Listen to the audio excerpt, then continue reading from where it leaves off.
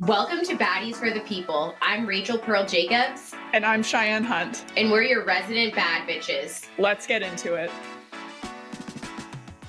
Hey baddies, welcome to the first official episode of Baddies For The People. Once again, I'm Cheyenne Hunt, this is Rachel Pearl Jacobs, and for our first segment, we're going to tell you what's the tea with me. This is going to be a conversation about what's going on in our lives, and we're going to get real, vulnerable, and honest, so let's jump in. Rachel, what's the tea with you today?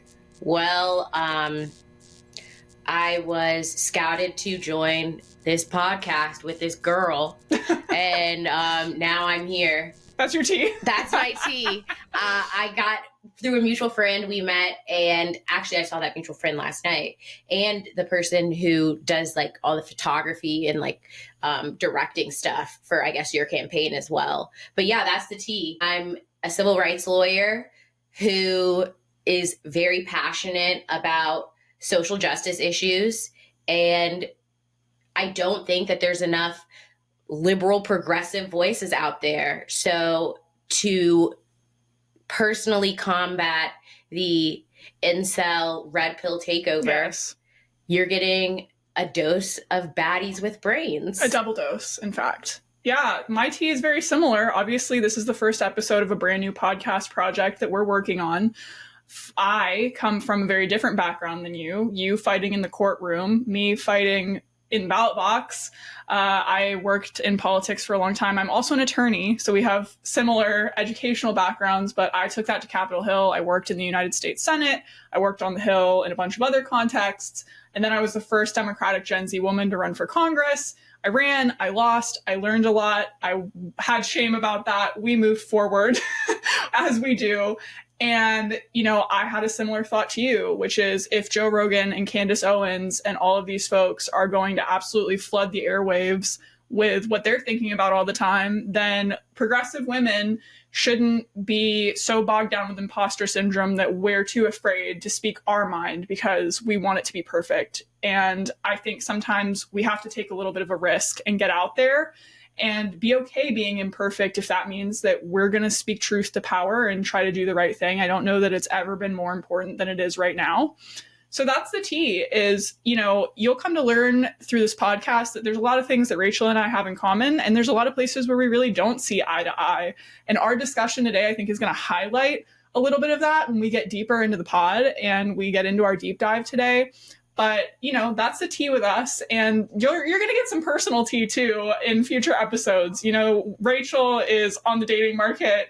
I am trying to figure out how one bounces back from losing a congressional race at 26 years old and what that next step is. It's an odd time. So we're excited to bring you along with us. And with that, let's get into our next segment.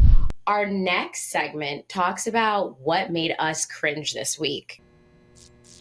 Cheyenne, I know something made you cringe. Yeah, I know. I gave you a taste of it. I wanted to save it for this conversation, but I couldn't help but rant. Shakespeare could not have written this week any better and any more dramatically if he tried. The shooting of this United Healthcare CEO shocked the nation. It's dominating the airwaves. The discussion about it is super polarizing.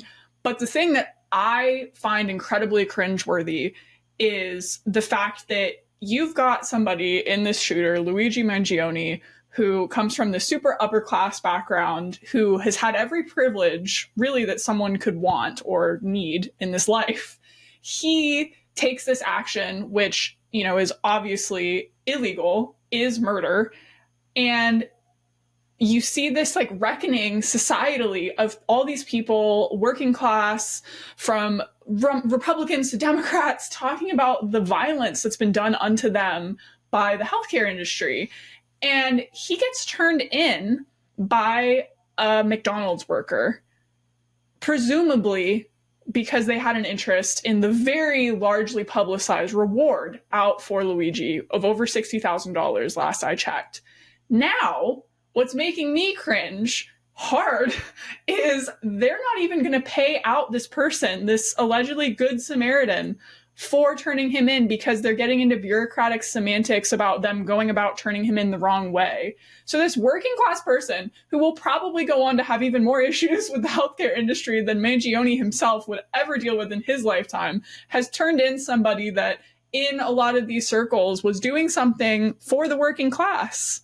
And they won't even get to see the payday from it because these corporations and the system are so deeply entrenched to oppress us. And again, I want to be clear. I don't think that what Mangione did is something that we can aspire to, like that we should put on a pedestal. Murder is wrong, and what is also wrong is murder through bureaucracy and murder through capitalism, which is also what's going on in our current healthcare system. So I also cringe at the discussion going on right now about polarizing people who feel that this is someone that at least sees their pain and that he at least took action when there's so much inaction in the system, and not also acknowledging that these CEOs that make these policy decisions that literally lead to hundreds of thousands, if not millions of people suffering and dying, don't also have complicity in meaningful violence. Just because one is a crime that can be charged and one is considered okay by society.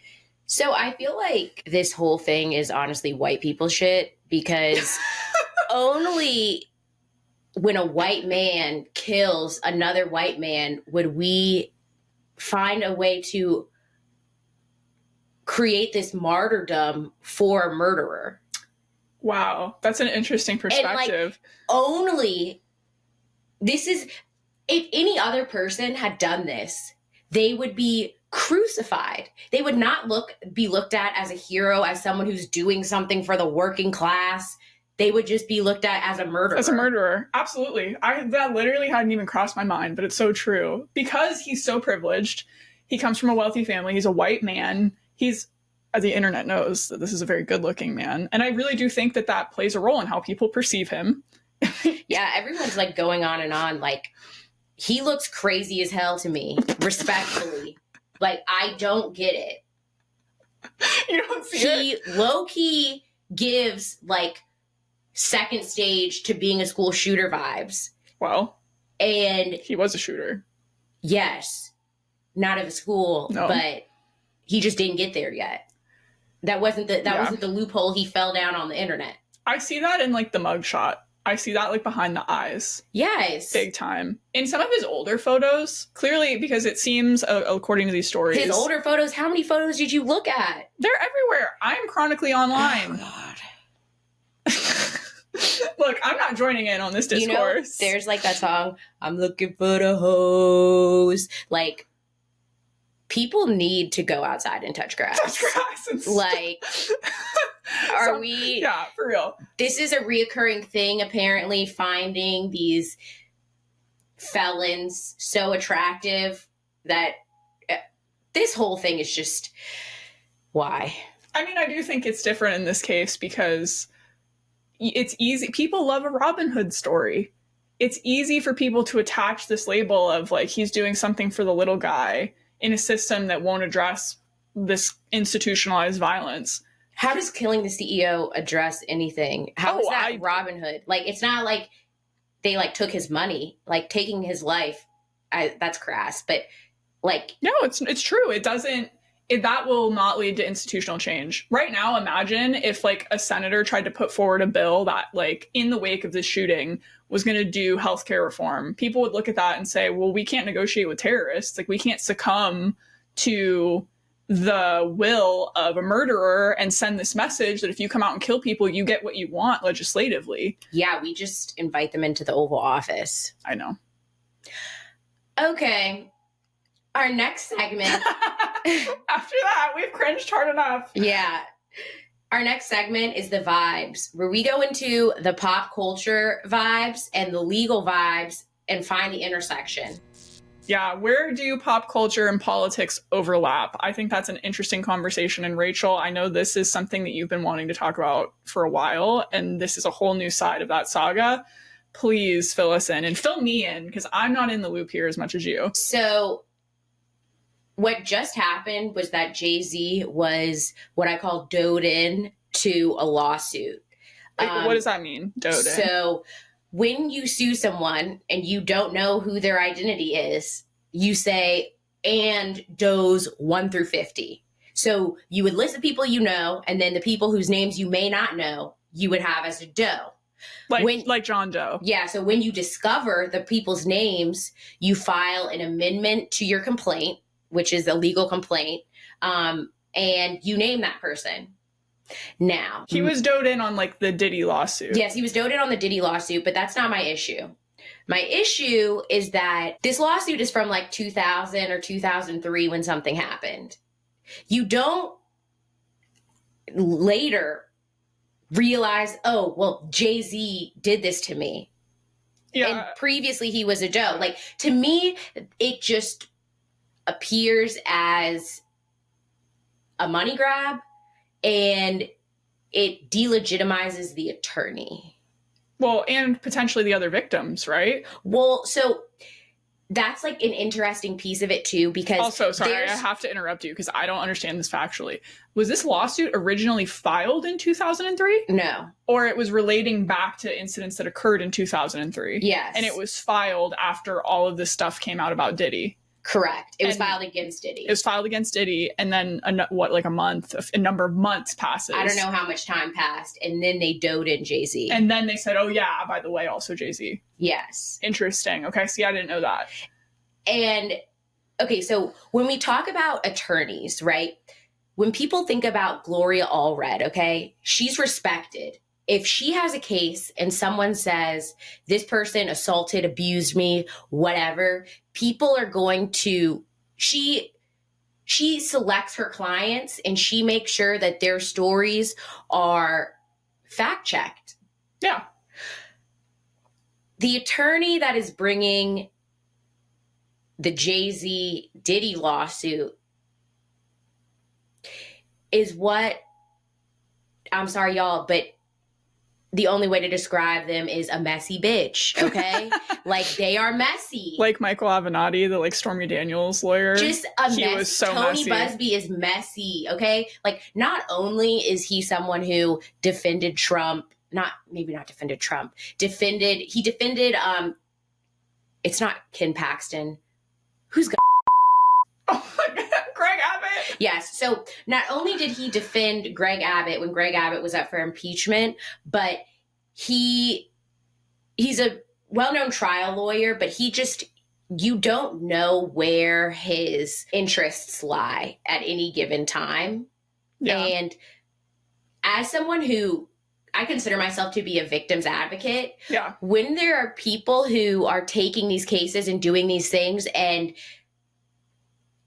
their interest doesn't actually lie in attempting to get some sort of reconciliation or recompense for the harm that the victim has suffered, it's a red flag. So this is really interesting because for me, I haven't read a ton about this story. Like, I go down other rabbit holes. This has not been one of them. What I have been seeing is like a lot of coverage of this story, obviously not talking about the merits of the legal case, talking about Jay-Z's acting so sus, that PR statement he put out is so bad. He's obviously guilty. Oh, the PR statement was so bad. I was embarrassed. I don't know if we can do a post facto spell check, but it needed. For those of you who aren't attorneys out there, this press release is the kind of thing that gets you fired as a client. Like, as an attorney, you would look at that and be like, I can't help you. I don't want to put my name on this. As someone who has gone through 8th grade and understands punctuation, you would not want to put your name on this. No. So it's not just attorneys. Everyone, everywhere cringe. Yeah. And for somebody that, I mean, like, they're billionaires as a couple, right? Like, for sure, between the two of them, like, I'm sure they have the best possible legal counsel. They have the best possible PR teams. They have personal lawyers. They have company lawyers, because this is not only an individual. This is a brand. This is a business. Yeah. This is so much more than just the individual. And to have not taken that into consideration is just... It screams man. Sorry, like, it just screams like man ego to be like, I have all of the best paid advice in the world and I know better and I'm going to send out this notes app real quick. Like, that's what that screams to me. And I'm not making any judgments on the veracity of the victim's claim because we don't know anything yet. But knowing that it was in 2003, I was 6 years old. What kind of evidence? Like, it's just going to be a super uphill battle. I don't think this is a conversation about not believing women in their accusations because they make them late. That happens all the time, especially against perpetrators of power, somebody like Diddy, someone like Harvey Weinstein. And usually it takes the bravery of someone like Cassie in this case to come forward and put her neck on the line and make the first accusation. And then we see waves of women. Same thing with Bill Cosby. And that doesn't mean that just because it happened in 2003, those claims are any less efficacious. And we see that over and over again, that they go on to be proven, valid in the court system. What is suspicious is what you're pointing out, which is she files this claim after everything comes out about Diddy. And then however many months later, also Jay-Z was there. Yeah. Like, that's a little weird. I'm interested to see if that attorney ever has any public justification for that decision. He's a messy bitch, so... Probably not.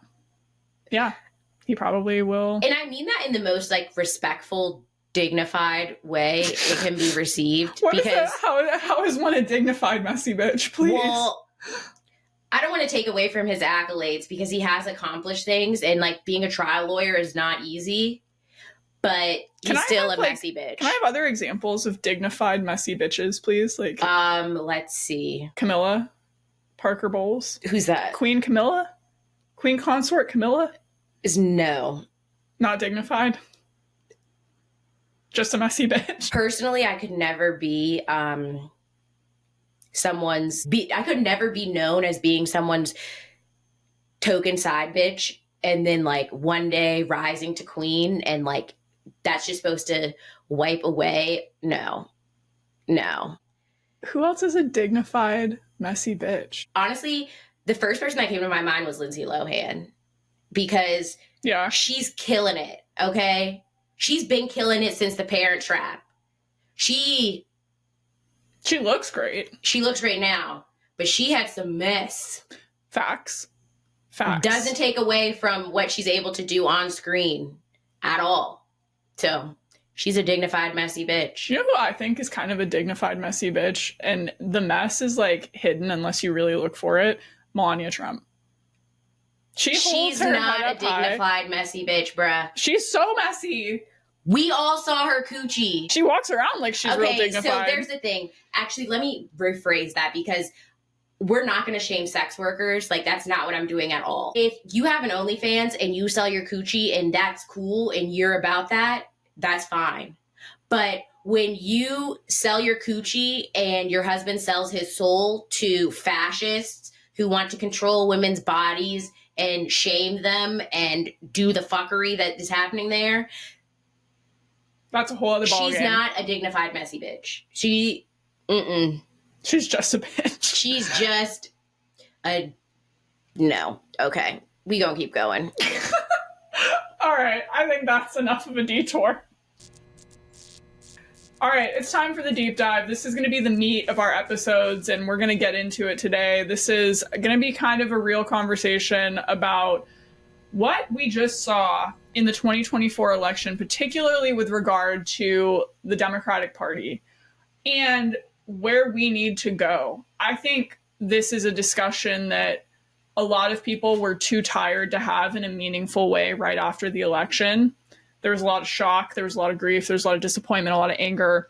But I think that we are quickly missing the opportunity to have a real referendum before the status quo and the powers that fund the status quo and are deeply committed to keeping things the same just fill that void. Wait, pause, because I think that's intentional, though. The fact that people are so exhausted and the establishment exists to maintain the norm. Yeah. And I think sometimes people forget that even though the Republicans are the conservatives, The Democrats are still the conservatives too. In this country, 100%. We have no left representing party in reality. Yeah. And I think it got worse this cycle. I think maybe people became more aware of the reality, but I don't necessarily think that things have gotten worse. I think this is what has been happening. Maybe we saw more people express how disaffected they are by the system and choose to stay at home. But I don't think that anything major changed. Oh, I do. I don't even think in 2020 Joe Biden could get away with saying, I have a Glock and I love fracking. Like, I don't think that he could have gotten away with that. The idea that that was something that they thought they needed to do.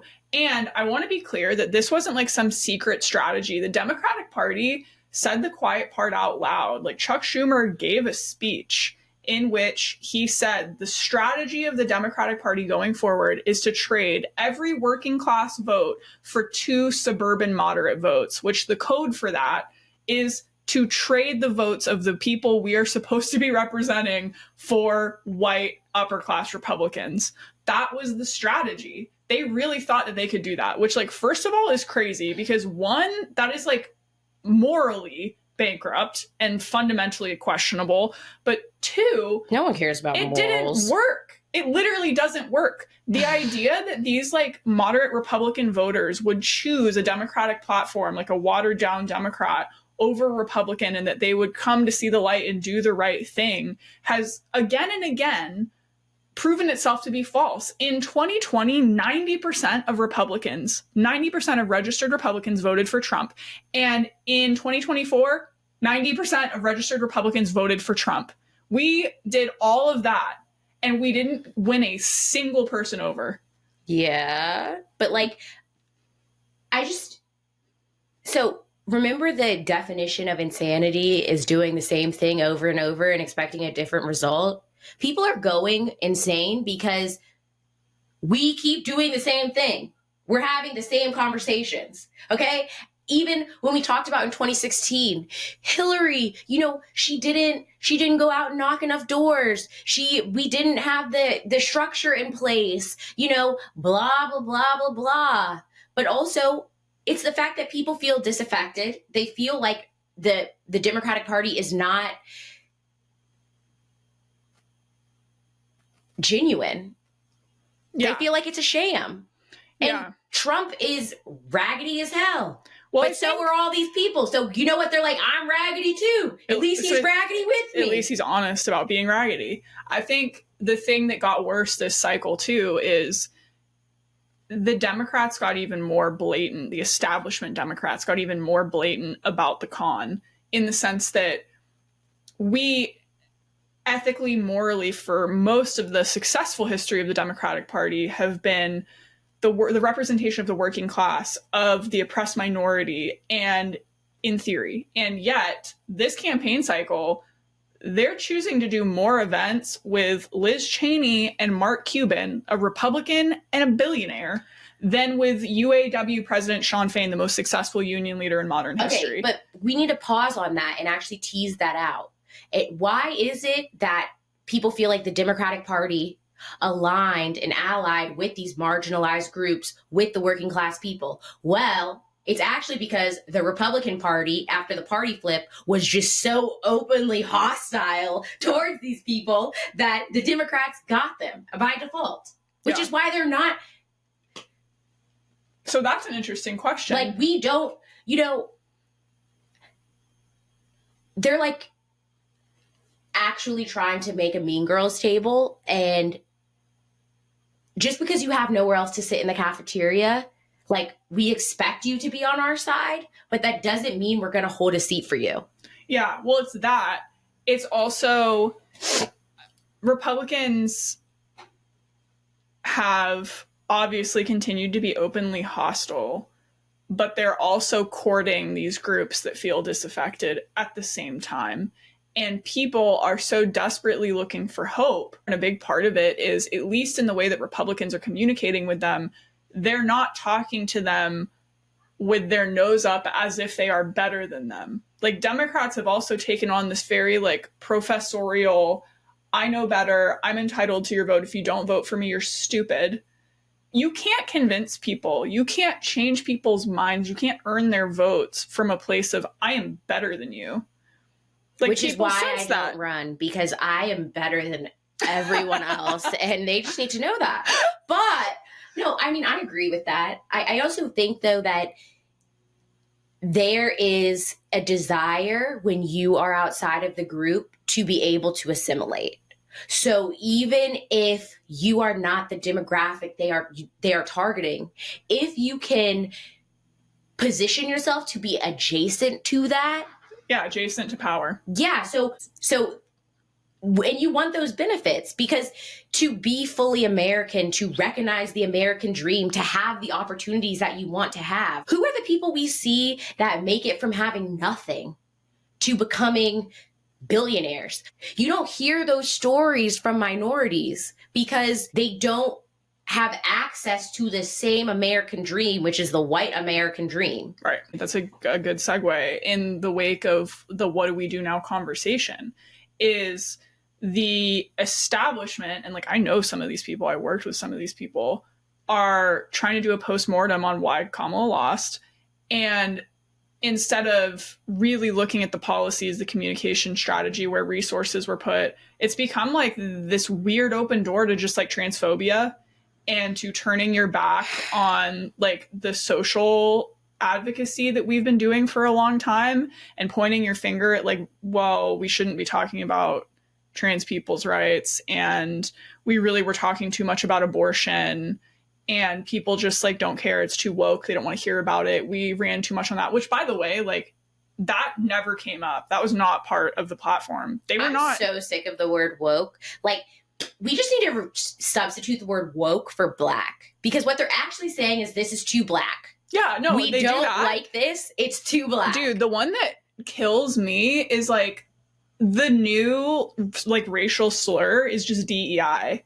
The way that like you see conservatives out here being like, that DEI mayor, I'm like, that DEI might as well have a hard R. Like, sorry. Like, I have the same like reaction to it. I'm like, that's crazy. I mean, I just think DEI is really funny in itself, because like the way people respond to it is as if white people, specifically white men, who are mediocre as hell, have not been like just charioted into these positions for the entirety of this country. Because their uncle's friend knew somebody. Yes. And it's like, oh, now like we have to have some qualified blacks and Hispanics and maybe a gay in here. And they're like, oh my God, they didn't earn it. And I'm like, motherfucker, I have a law degree. Yeah.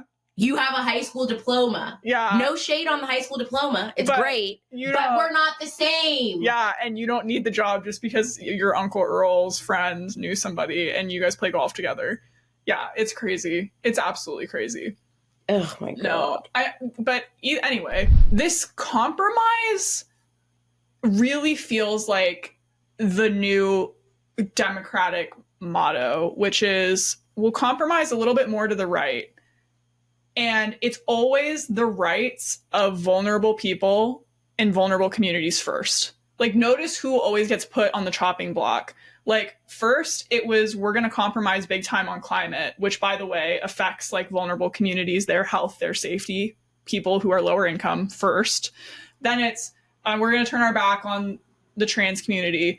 I'm also deeply disturbed about the way that everybody's like, we just need to stop talking about abortion. I'm like, women are fucking dying. Yeah, it's not like we're talking about abortion here. We're talking about like being able to survive. But honestly, that's one of the things, like when we talk about abortion, I recently saw this Impact article talking about how disproportionately women die when they need to receive CPR, because there's only CPR dummies that have like are male chests. So people don't feel comfortable doing CPR on people with titties. Low-key, and then I'm not gonna lie to you, I don't know that I would know where to put my hands.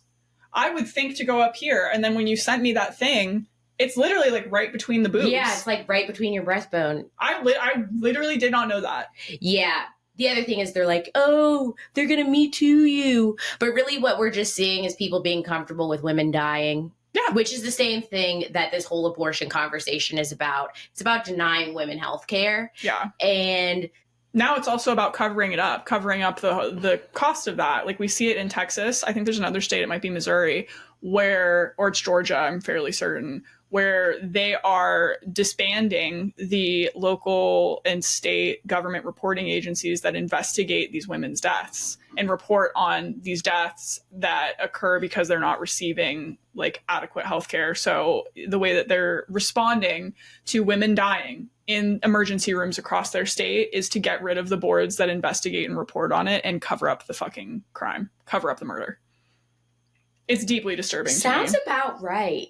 It does. But then to circle it all the way back again, it's like for the response of the Democratic Party to that to be, we need to stop talking about it, seems absolutely unhinged to me. And does it, if we look at this as a male-dominated white supremacist society and establishment? Because honestly, when we look at even the rise of the Democratic Party, it was a white male establishment. Right. And so was the Republican Party. But at the end of the day, this is a male-dominated establishment with certain interests that they want to protect. And again, like, there's a core issue in Democratic politics. Again, as someone who just ran for office this cycle, and I've worked with tons of campaigns and in these fields, there is an issue right now where a lot of campaigns and Democratic policy and offices are staffed by and run by a group of people who are out of touch elites. These are people, consultants, a consultancy class that make a shitload of money, that are very out of touch with what's going on the ground, what a working class person's life is like, what they need, how they speak. And they're telling basically everybody from the party level all the way down to individual campaigns what they say, what their priorities are, what they can't say. That is, and then there's the establishment donors. We have a handful of people who are funding essentially Democratic politics. Those donors come from the very same backgrounds. And again, we're seeing that that's not reaching the people that, one, we need to win, and two, deserve to be represented, that are staying home or that are fleeing to this other party, which, like, we know is not going to deliver. They don't have the tools to deliver. Trump literally just admitted that he has no idea how to bring grocery prices down, which I thought was so funny. My man was literally running on inflation, and then in an interview for his Time Person of the Year cover said, I don't think I can bring the price of groceries down. It's really hard to do once they go up. So I think actually, though, what we're also watching is a group that is complicit with the downfall of the United States of America. Because the group meaning the establishment Democratic Party? Yes, because so that comment that was in the Russian newspaper, that they were so happy that Trump appointed all these people because it's clearly going to be the downfall of American democracy. We knew this. Trump was our president for 4 years. Yeah. The establishment Democrats knew exactly what we were going to get. Yeah. They are more comfortable with the fall of the United States as we know it than to try to have meaningful change and growth so that this can, instead of collapsing on itself, blossom into something new. I don't know if that's universally true. I think it's true of a certain class of people. I also know a lot of people who work in establishment Democratic politics that are good people, but that want to win there, and that mean well and don't. But they work. You said that work for. They are in the working class. I don't think people actually understand what the difference between the owner class and the working class is. Yeah, but a lot of them are like informed by this universe of people. And I can speak to it, I think, uniquely because I just ran and I know what it's like to have these people that have whole careers worth of experiences and some big wins, usually some under their belt, that tell you this is the way that you have to do it. And it can be really intimidating to look them in the face and say, no, I'm going to do it differently. I'm going to speak differently. I'm going to go my own way, when they're telling you that's suicide, essentially. No, and I agree with that. But what I'm still saying, though, is those are people who are a part of the actual establishment class. To participate in the establishment and to be a part of the establishment are two different things. Big time. So when we talk about establishment Democrats, they are absolutely okay with the fall of America. The people were like, even if we talk about people like AOC is not an establishment Democrat. Like, I mean, they literally, like, there was a documentary crew that was going to make a documentary about all the Gen Z candidates running for office this cycle. There were 3 of us running for Congress. We were all on the Democratic side. We all lost. And we did not receive party support. Like, I can totally see why young people are going, like, all right, like, there's not a seat at the table for us here. I think it's important that we fight for one, but I can understand how folks look at that and throw their hands up. Because, like, Trump just made, like, a Gen Z woman, like, a senior, what, is she a senior advisor, or is she, like, the press secretary? I don't know. Like, she's super high up. But, like, I think also we have to understand that it's not like we're playing musical chairs. People are already sitting in the chairs at the table. Them choosing not to, like, have another chair in the room is a conscious decision. Yeah, it's not like a finite number. That's also, like, a really good point. And they pretend like it's a zero-sum game, and it's not.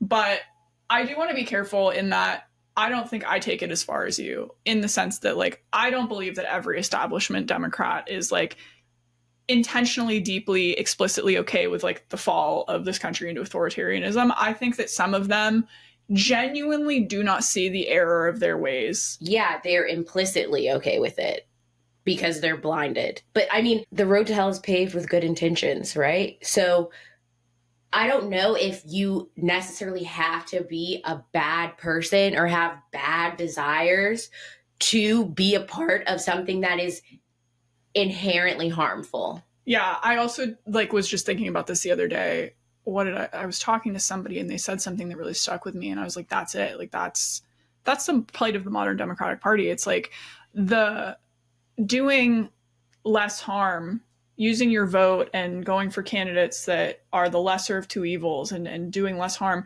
is not the same as, like, the greater good. Like, it's just not. It's not. It's like, also a boner killer. Like, it's not exciting at all. It's so true, people. Like, I don't know how we think we're going to get people out to vote and out excited when we're like, when oh, we're choose the lesser of two evils. Like, why would I want to do like, that? do you want your ice cream shit flavored or toilet water flavored? Like, neither. Look, and 15, I think the figures now, it's like 15 to 20 million Democrats that turned out last cycle just stayed home. So did you see the thing that said that, like, now it's like 37% of people are independents? I don't think that's new. But okay, but when we think about you having, most states have closed primaries.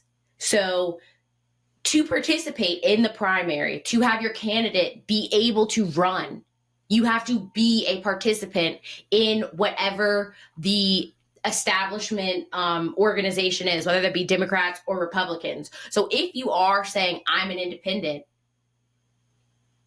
so are you fucking yourself? Yeah, you are. And you are giving up your power where, in my opinion, it really matters, because the primaries are, in my experience, where the major parties execute their largest amount of influence to protect the status quo. And we're seeing, like, Chris Murphy, Bernie Sanders talk about how the biggest reform that the Democratic Party can really do right now, which I think is up there, is get PAC money and establishment PAC money out of primaries, because we're essentially just letting the oligarchs choose our candidates. And that is how they keep progressives out. That I will be an oligarch's wife. So if you're an oligarch and you're watching this, I'm available. Whoa. What? Wags of Oligarchs? Is that, like, the new show? Yes. I love that for you. Yes. I at least know you'd use your power and influence well. For good, exactly. Like, if we're gonna slide into oligarchy, like, I might as well be. Benefit. Exactly. Oh my God. So we have to, like, stop just harping on what's wrong and at least do a little bit of where I think we have to go from here. And I have a couple of thoughts. We started, which is, I think we need to reform the primary system, because the advocacy that happens before election day, like, in the process of who actually ends up on your ballot, like, vote blue no matter who, has actually done so much damage. Like, we're telling people to give up their power and their voice. You should use your power to demand that the candidates that are going to end up on your party's ballot on election day have real policy that you understand and that you like, not just they are the most likely to win, they are the safest, because, by the way, if they're the safest, it's because they have the most money. And where did that money come from? The parties and the oligarchs that support the parties. It's a never-ending cycle. Yes, because parties will destroy democracy. That's literally what the founders said. Yeah. So I don't know why we think like anywhere we can take powers away from the parties, and the primary system is a big place. Like, we need to do that. The other thing that I think needs to happen is we had the potential to have a truly progressive ticket. There were the chops there between Tim Walz and his record as governor in Minnesota with paid sick leave, free school lunches, childcare benefits, all of the stuff that he was able to speak, promise, and deliver on. Kamala Harris had progressive chops. When she was in the Senate, she was very progressive aside from like Sanders and Warren. And they didn't want to go that direction. And what I think we saw is the people are actually looking for that kind of policy. If you look at the way people split their ballots, there are states where they voted for Donald Trump and then they voted down ballot for ballot measures that supported paid sick leave, that protected abortion rights, that actually like raised the minimum wage. And we weren't running on that. So they didn't say, okay, we have a new candidate, we're going to tailor our approach to the new candidate. They tried to put her into Biden's shoes. Well, I also think there's a really important conversation about the fact that we had a candidate that was a very old white man, and it became abundantly clear pretty far before he actually decided to drop out that he was not going to win, and that he did not have the mental fortitude to run a compelling campaign. What about he just wasn't popular? That too. And with that knowledge, they then put our first Black woman nominee on the ballot and said, good luck, figure it out. I don't know. I think that there's a theory, I think it's called glass cliff theory, which is essentially like we put women in these positions as essentially sacrificial lambs, because I don't think the Democratic Party will put another woman up for president for at least 2 cycles after this. White men don't accept that they failed. So it's easy to put someone, if you know you're going to fail, it's easier to put someone who you think is a failure anyway, inherently, into that position. They don't identify with her. So they can look down on her. They can blame her for what happened, because that wasn't their choice. It was who just happened to be there. Yeah. If Joe Biden stuck it out and ran all the way and lost, and the rhetoric didn't change of his campaign, I don't know that we would get the same criticisms of like he lost because he was too woke. I don't know if he would have lost. Like, that's something I think about too. Really? Well, all I'm saying is he could be pooping his pants and living in the basement, and I still would have voted for him. So I guess I wonder if he could have taken his white privilege to the finish line. That's interesting. Polling suggests no, but polling also suggested that Kamala Harris was going to win. Yeah, I know, it did. And that it wasn't close. I know. So, I guess to wrap it up, in my opinion, I think the future is actually owning the progressive policy that like was the root of our party in the days when it was most successful. Like the FDR Democratic Party that stood for working class people, that stood for like universal dignity. They didn't. At least in policy. Like it didn't. It was just for white people. Okay, well, true. Yeah, so like that's the thing. Like we are looking at a country that is demographically very different. And there's not a way to effectively exclude the people who we don't want to benefit from those types of policies. It's why they're not popular. But they are. Like, if you actually look at those policies, if you detach them from a candidate and a party and you poll people on paid sick leave, on like protecting and increasing Social Security, on universal basic income. Like these are things that people support. It's as soon as you attach it to like a party that people change their minds. Well, I agree with that. But I also think that like, no, because there's this book called Dying of Whiteness, and it's about people in rural America who voted against Obamacare and like refused to accept Obamacare, even though they need healthcare. And they're like, I don't want the Mexicans and the blacks to get healthcare too. And yeah, they're dying of whiteness. So I think that this does, in a lot of ways, still all go back to the fact that we are founded on a system of inequality. And because we refuse to grapple with that, it is manifesting in all these weird ways. I think that's true. And I also think it has to do with the Democratic Party being complicit in the oligarchy and also putting ourselves and our candidates up for sale to the highest bidder. And until which is racialized capitalism, but that's a part of it. If you're more concerned about profits than you are about people, you will sell your candidates. Totally. So when we look at this capitalistic system that, and I'm not saying I'm a communist, like I like my things. I don't want everything to be communal. Absolutely not. I don't trust the government to control private industry. Like there's some type of political system that someone has that's not my lane. But what I'll say is it's frustrating to continue to have the same conversation over and over and over again. And it doesn't feel like anything has, like the tangibles are still the same. The concrete takeaways are still the same. So is there something that we can do to actually create a difference, or are we just trying to make ourselves feel better about a system that we're powerless to? Yeah. I don't think that we're powerless to it. And once we decide that we are, then we are. So I think step number one is like we all have a responsibility within our communities, within our families, within whatever sphere of influence we have to have conversations that matter. I mean, I think a big part of the reason you and I are here today and starting this project is because we believe deeply in the fact that there's an echo chamber that is missing a certain set of voices.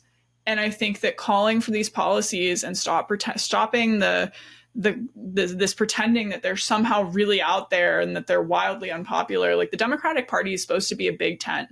It works and we win when we're a big tent party, and we're getting more exclusive, more elitist, more exclusionary. And by the way, like way less ambitious. Like, and I think that's a big part of it. Just like way less ambitious on having ideas and really looking at how can we meaningfully change the state of things for people who are truly suffering. And so I think that that's a part of it too. And if we want to get all the way back down to the roots of political theory, which like I have my degree in, it's the economy, stupid. Like people vote on the economy because that's what they feel most viscerally in the moment. We should have been campaigning on meaningful economic policy. And there is racial justice baked into that. When we talk about access to healthcare, who are the people that need that most? When we talk about access to childcare, to paid sick leave, like we can extend a hand and come along together. And I think that that's like really the thing where we have to start demanding that and applauding the members of our party who are willing to go out on a limb and piss off their biggest donors, which do, by the way, like help them get reelected. They are sticking their necks out. The Chris Murphys of the world who are having the conversation and saying like the establishment is broken. Like that's brave and important. And like as someone who ran, you're risking your whole career when you do that to do the right thing. And I just think that really like doubling down on that is important right now, because as much as it sucks to have the same conversation over and over again, and it's exhausting and it just feels like we're not doing anything productive, when we don't have the conversation and we don't keep calling for change, we just seed the ground for that establishment that's deeply invested in the status quo to get away with it with zero resistance. Oh, no, I totally agree. I mean, I'm always going to fight the power, but at the same time, I mean, calling out is definitely like calling a thing a thing. I think that's just where so much of the frustration comes from with everything and with the Democratic Party and the establishment. Just call a thing a thing. It's not that hard. Call it oligarchy. Call it corruption, please. And call it a lack of ambition. God, like, we're so committed to upholding norms while the other side is literally burning the fucking building down around us. It's driving me crazy. And that's like not an analogy. Like, they went into the Capitol and they broke shit and they stormed it. And they took a shit on people's desks. And we're busy, disgusting. like, concerned about like the norms. Like, sorry, like, we are fighting a losing battle and people are dying because of it. Exactly. Like, get ambitious, get brave, like, get fucking for real. Be fucking for real. yes, please. So our last segment is what a transition has been living rent-free in your head and my head this week. Do you want to start it off? This probably should have been my tea, but it has been living in my head rent-free since it happened. I accidentally ended up on a Sirius XM radio show live with like a right-wing woman in like a debate. Yeah, so it was booked as just like a regular media appearance on this like analysis I did on like Gen Z voter trends. And I just got the email like, hey, you're going to go on this show, call this line, whatever. Never in my life has it been so hostile. It was crazy. And I was so unprepared. And the thing that's like really living rent free in my mind about it is like, you know, those nightmares where like you wake up and you're like in high school and you're like, oh my God, I have to take a test. And like, you're naked. Like, it's just horrific. That's like literally what it was like for me. Like, I call in, I'm like, hi, like, I'm just ready to talk about the voter trends and like my opinion. And she's like, all right, you're progressive. Why do you think that it's okay to groom children? What? Like, what are you talking about? And the thing that like actually I can't stop thinking about is like the way that it's like almost impossible to have meaningful debates or conversations with these people because they just make stuff up on the spot. It's so frustrating and like I don't know what to do with it. I felt like Biden in like the fateful debate where he was just like, and because Trump's literally just over there like straight up lying, like making the way that they make up like statistics. She starts talking about like, we were talking about immigration and she's like, it's going to be great because people are so concerned with like the inhumane situation with how many immigrants are in criminals and rapists are here illegally. And I was like, well, I think people who are concerned about like inhumane situations remember the Trump administration like separating families and putting kids in cages. And she was like, well, actually, like Democrats started family separation and it had been at a higher level at 68%. I was like, you literally just made that up. Not only did you make up that they started it, but then you made up some weird fucking percentage to go with it. Like, I literally can't. So that's been living rent free in my mind, playing over and over again like a nightmare. And it hasn't aired yet. It's going to air like this week, I think today. And yeah, it was rough. It was really rough. And I was totally unprepared for it. Yikes. So my rent free is that people don't understand the 14th Amendment. They don't understand what birthright citizenship is. And this is in reference to Trump saying he's going to repeal it. Repeal birthright citizenship. Yeah, it's like bananas, especially like, because he says no one other than the indigenous people would have the right to be in America if we're having the conversation that Trump is proposing. And I know that people think these things do not apply to them, but they do. I always think of first they came for the disabled, then they came for the gays, then they came for the Jews, then they came for me. And there was no one left to speak up. Yeah.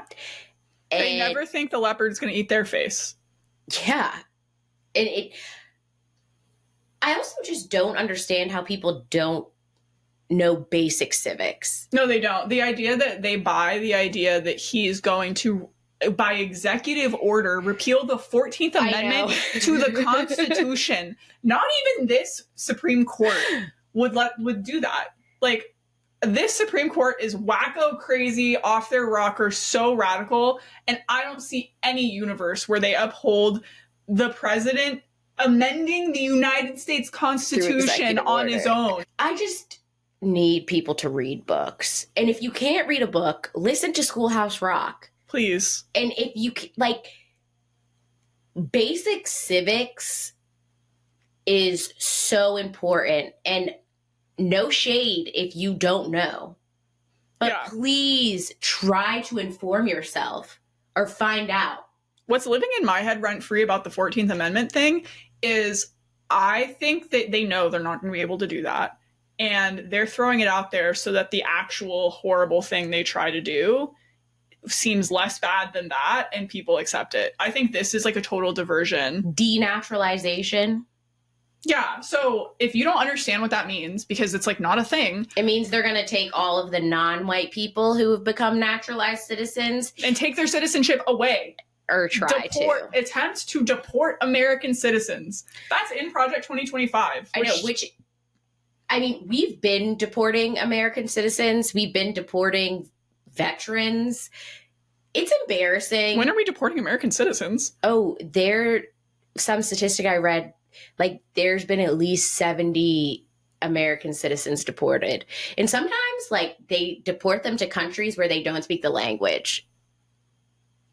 Is this like a dreamer thing? No. Oh, separately. It's separate. I keep thinking about the black people because I'm like, where are they going to deport me to? Like, but it's also Trump. We know when his people migrated here. Like, how are we denaturalizing some people and not others? You know how. Well, exactly. But, you know how. But I mean, we don't want to talk about that. Anyway. Yeah, well, that's going to keep living in my head rent-free, unfortunately. I don't think that it's going to go anywhere anytime soon. So at least I shared my nightmare with you in solidarity. I should have known when it said Patriot Radio. Oh, that's 100% your fault. It might be. It's called That's the Price You Pay for Skimming the Email, unfortunately. America. And with that, this has been Baddies for the People. We'll see you next week. Bye.